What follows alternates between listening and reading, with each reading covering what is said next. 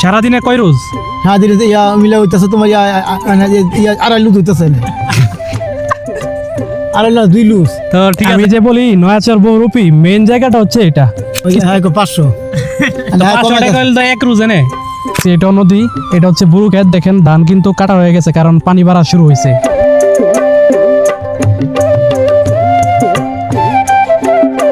আসসালামু আলাইকুম।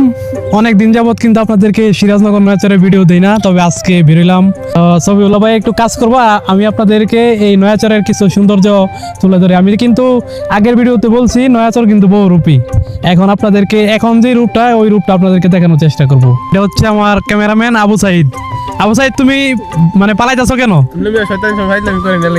কিছুদিন আগে কিন্তু আপনাদেরকে দেখাইছি এই কাকরোলের চারাগুলা কিন্তু মাত্র লাগানো হয়েছে, মাত্র উঠতেছে চারার মধ্যে। এখন আলহামদুলিল্লাহ দেখেন, এটা কিন্তু সফিউল্লাহ ভাইয়ের ক্ষেতের দৃশ্য। দেখেন কত সুন্দর কাকরোল, কিন্তু এটি পারেন না কেন, বড় হয়ে গেছে। দি এটা আপনার হাইব্রিড জাত।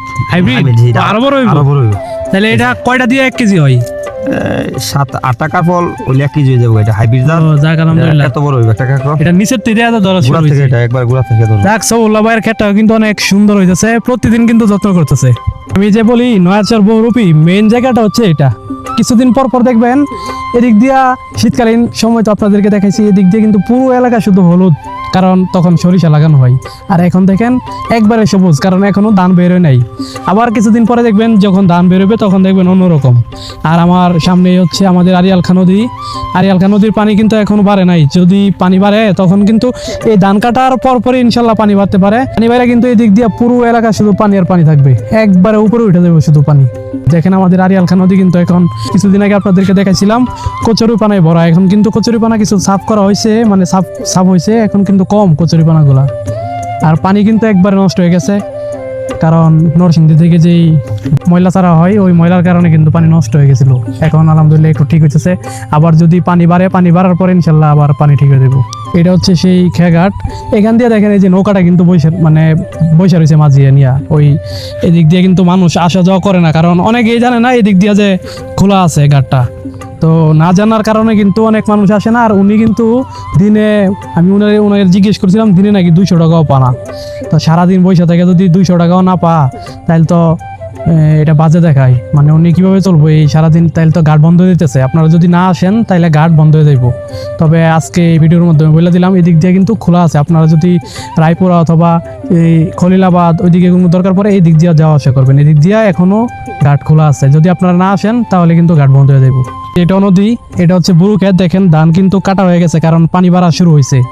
পানি বাড়া শুরু হওয়ার কারণে ধান কিন্তু কাটা হইতেছে, আর ধানও কিন্তু পাইকে গেছে।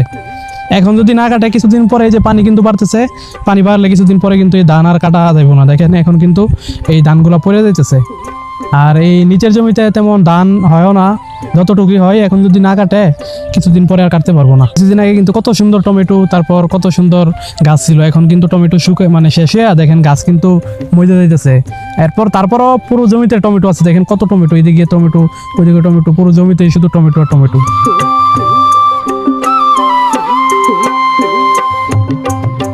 আমার পিছনে দেখতেছেন এই সেই মোটর, মানে যে পাম্প, এদিকে পুরো এলাকাতে পানি দেওয়া হয়।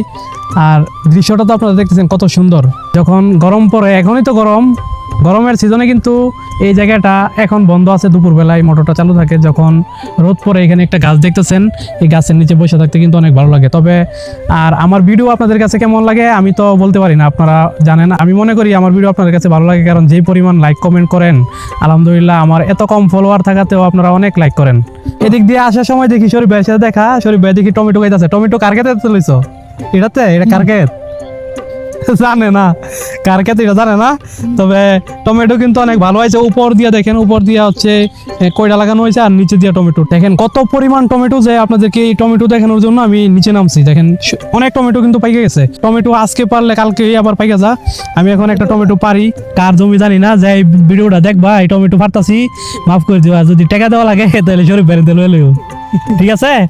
এই যে দেখেন কত সুন্দর কিন্তু একবারে টমেটোটা, শরীফ ভাইয়াও পারতাছে। তো 2টা টাকা লইলেও শরীফ বেরেনতে অনেক সুন্দর, একবারে তরতাজা টমেটো, কিন্তু একবারে অরিজিনাল দেশি টমেটো এগুলা। তো আসেন আপনাদেরকে আরো কিছু দেখাই। কি লাগাইছে ক্ষেতের মধ্যে, কি কি আছে? শুধু কাকরোল আর জালি। জালি লাগাইছে, শশা লাগাও না কে মানুষে খেয়াল শশা এখন বর্তমানে সিজন অন্যরকম আর কি। না এক সময় দেখতাম এই পুরো নয়াচারে কিন্তু অনেক শশা সবাই। লাগানো হইতো, এখন কিন্তু শশা লাগানা। আর তোমার কাজের লোক হিসেবে কি নুর ইসলাম বাইরে নিছো নাকি? নুরুল ভাইয়ের সাথে নিলাম। সারাদিন যদি নিরাও কত টাকা দিব? হ্যাঁ দিন টাকা দিব আমার ইয়া 1000 1000 টাকার বিরুদ্ধে খাইলে তো সারাদিনে 1000 টাকা বিড়ি কাম করলে তো বিড়ি দিয়ে দিত না, আর কাম করি সাব্বিরে 1000 টাকা রোজ কাজের সারাদিনে কি 1000 টাকা দিব না 500 টাকা? 1 কিলো 500 আর 2 কিলো 1000। তো সারাদিনে কয় রোজ?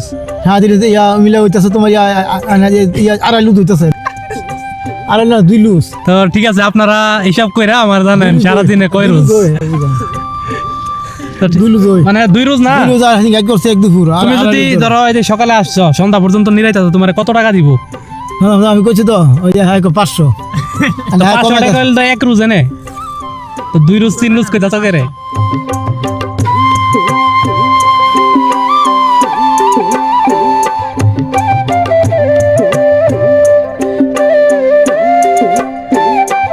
অনেকক্ষণ ঘুরে আপনাদেরকে অনেক কিছু দেখানোর চেষ্টা করছি এবং দেখাইছি। যদি ভিডিওটা ভালো লেগে থাকে ভিডিওটা শেয়ার করবেন আর পেজটা ফলো করে রাখবেন। জানি না আমার ভিডিও আপনাদের কাছে কেমন লাগে, তবে আমি বুঝি আপনার কাছে ভিডিও অনেক ভালো লাগে, কারণ যে লাইক শেয়ার কমেন্ট করেন, প্রচুর লাইক কমেন্ট শেয়ার করেন অল্প পরিমাণ ফলোয়ারে।